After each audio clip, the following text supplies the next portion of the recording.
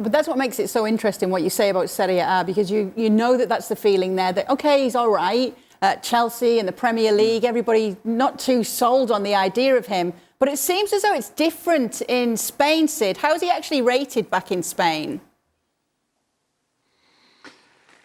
Well, actually, you know what? Funnily enough, Kay, as you were going through that catalogue of clubs that he's played for and the catalogue of fan reaction that says, yeah, he's kind of quite good, but we're not entirely sure about him. And that he's very much a yeah but player, isn't he? He's a player that if you look at the qualities, you think he's got it all, but we're not sure if he's always got it all. He has those runs where he's absolutely brilliant, and then he sort of disappears from it. And you look at him, I think from an emotional point of view sometimes, and you wonder about the mental toughness and so on. But you've just said, is it different in Spain? Well, here's the thing that's been missed off that list. Alvaro Morata officially belongs to Atletico Madrid. There's a reason why he's in Italy.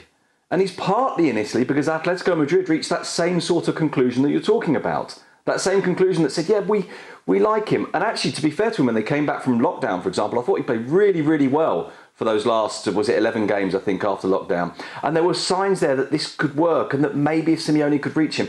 But I think one of the things about Morata throughout his career is there's always been that sense of somewhere along the line, he is chasing, whether it's a kind of a happiness or a comfort or a sense of belonging that never quite happens. And we've seen it 2 different periods at Juventus. We've seen it him turning up at Atletico Madrid and then moving on, going to Chelsea and feeling like, wow, this is it. Oh, maybe it's not. And so I think that would be the doubt for Barcelona, that if you look at it as a checklist of qualities, he's got a lot of them. And this would be a reasonably good deal. But as you say, it's coming from a Juventus club that doesn't necessarily see a big problem in him going.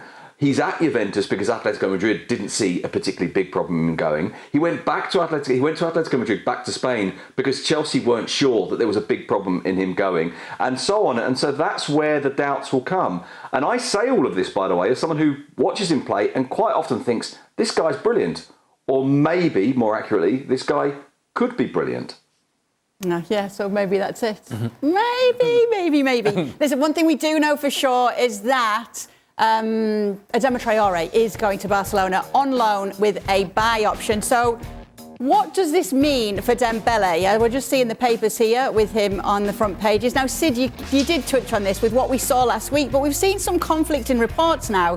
Some saying that he actually wants to stay. Obviously, you mentioned the others. You mentioned the letter that we saw. We saw the quotes from Barcelona as well. Has there been any updates? What is the latest?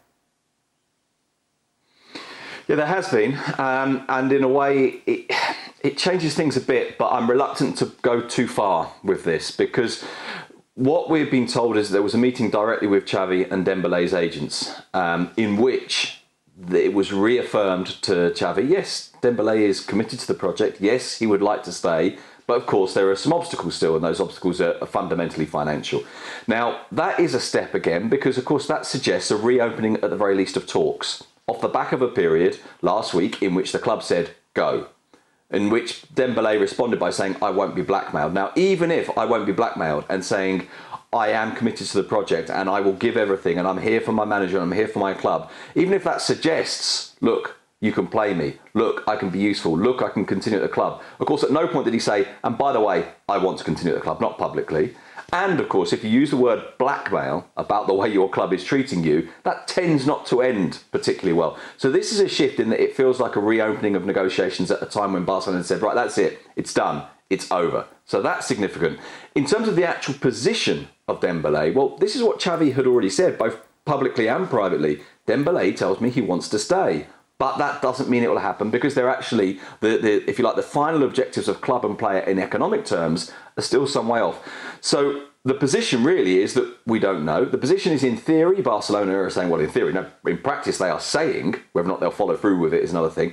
If you do not go now and you do not renew, you will sit in the stands. And here's the thing, Kate, this is part, I think, and I'm risking reading between the lines too much here, but I think this is part, I think, of the arrival of Adama Traore. This is partly saying to Dembele, we've got this guy. We don't need you. You really will be sitting in the stands if you do not renew your contract with us. Do you think it's fair to be reading between the lines there, though, Ale? You can read between the lines all you want, and Sid can do that as well as anybody, but all I would say is take away the blackmail, take away the negotiations or lack thereof, take away all that stuff, put that to the side. Let's evaluate the player. If you're a Barcelona and part of the front office or Barcelona, evaluate the player. Has he been the player that you thought he would be for you? Has he been as productive as you thought he would be for you? Has he developed the way that you thought that he would? And are you, as you project forward, based upon the evidence that you've had with this player over the last few years, then is he going to be what you think he can be? The answer to that, on the evidence that we have, is very clear. There is no place for Barcelona on chasing down Ousmane Dembele and spending a whole chunk of money that you don't have and that you're struggling to come up with for a guy who hasn't been nearly as productive as you thought he would be. He has not been the player they were getting and they were hoping for. And so why, when you have a chance to move on with life and go find an answer somewhere else, would you go chase this guy?